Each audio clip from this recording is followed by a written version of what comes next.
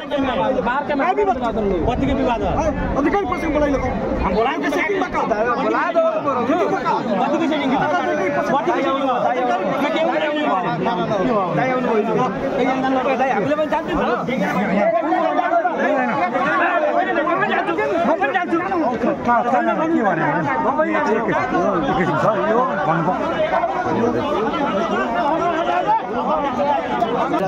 म फेरि इलेक्सन चाहिरहेको छु म अनुरोध गर्न चाहन्छु यसरी फर्जी एडमिसन फर्जी भोट खसाएर यदि जित्ने भए चुनाव किन गराउनु पर्यो चुनावमा आउनु प्रतिस्पर्धा गर्नु के भएको रोक्नु पर्यो नि सर फर्जी होला भने अहिले के घटना यो गाउँमा मेरो पनि बच्चा छन् विद्यार्थी छन् त्यही विद्यार्थी यहाँको गाउँको बच्चाले भन्यो कि यो बच्चा त 10 लाख पनि पढेको छैन मेरो गाउँको बच्चाले त मेरो गाउँमा को बच्चा पढ्छ पढ्दैन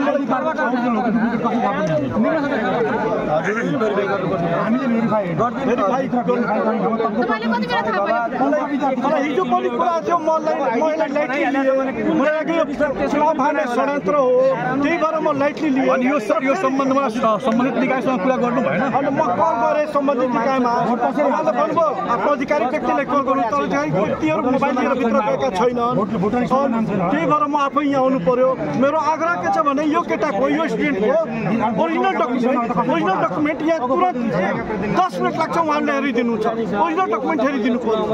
अनि तपाईँको अनुसार के निर्वाचन सही ढङ्गले भइरहेको छ कि छैन मलाई हिजो पनि सुन्नुमा आएको थियो कि यो कहीँ न कहीँ फर्जी जुन बच्चा 8 क्लास पनि पास छैन जुन बच्चा 10 क्लास पनि पढेको छैन उसको त्यहाँ आइडेन्टिटी कार्ड बनेको छ मलाई लाग्यो के भने यहाँ केही षड्यन्त्र भइरहेछ चुनाव नगराउने हिसाबले म त्यसलाई लाइटली लिएँ र आज पनि त्यहाँ मलाई कुरा के आयो भने यहाँ छ आइडेन्टिटी कार्ड यो चाहिँ मेरो गाउँको बच्चा हो र यसको चाहिँ एडमिसन भनेपछि यसको चाहिँ यो 10-8 पढेकै छैन नपढेको आइडी कार्ड यसको कसरी बन्यो कि त इन्डियाबाट सर्टिफिकेट लिएर आएर बनाएको भने मलाई केही छैन ओरिजिनल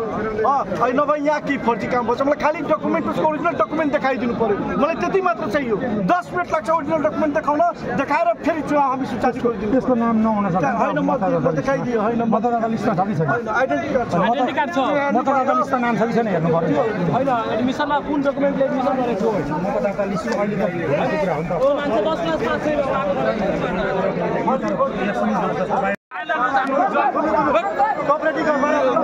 कोअपरेट गर्नु फर्जी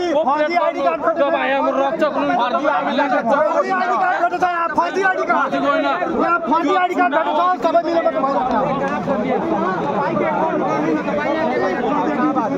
फेरि त्यहाँ ए भैया बाहर कोनो कोही नै के पल्ला उ वोटर आइडी फर्जी आइडी कार्ड छ बाइल आधा त बेसी लैकन बहुत सकल चलाने के फर्जी कार्ड खाली गिरता होइन फर्स्ट क्लास को लागि आगे बढ्दै यो बच्चाको डकुमेन्ट देखाइदिनु पर्यो त्यो डकुमेन्ट देखाइदिनु पर्यो त्यो निर्वाचन सुविधा भित्र खालि नेविसनको केटाहरूसित हातमा कान्दा हालेर निर्वाचन अधिकृत गरेर हिँडिरहेछ आधिकारिक नेविसंगसित हातमा कान्दामा हात राखेर हिँडेछ त्यो निर्वाचन अधिकृत कर्तव्य होइन दाइ त्यो सम्झाउनु चाहिँ तपाईँ इलेक्सन फेयर गराउनु पर्यो इलेक्सन फेयर भइरहेछ त्यस भन्दा निर्वाचन अधिकृतले एउटा आधिकारिक एउटा विद्यार्थी समूहको उम्मेदवारहरूलाई काँधामा हात राखेर हिँड्नु यो कतिको जायज हो यो तपाईँहरू यहीँबाट मूल्याङ्कन गर्नुहोस् यो कतिको फेयर इलेक्सनमा छ निर्वाचन अधिकृत सब विद्यार्थीको लागि एक समान हुनु पर्यो एउटा विद्यार्थी समूहलाई हातमा काँधा फेरेर चाहिँ हिँड्नु यो कतिको जायज भइरहेछ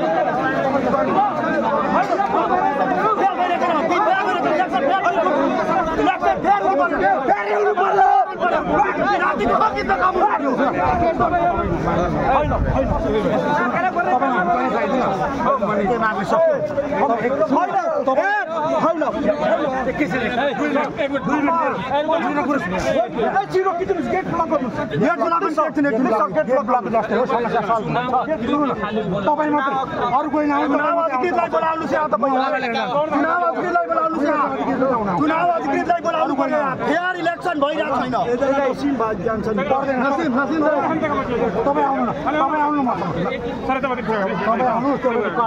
तपाईँ मारेर यहाँ खसाइदिनु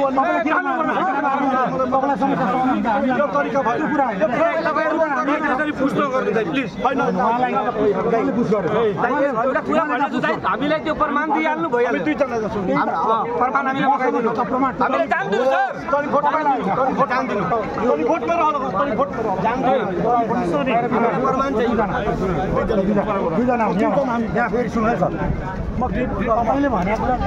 मान्छे जब अधिकृत बनाएछ भने जान्दैन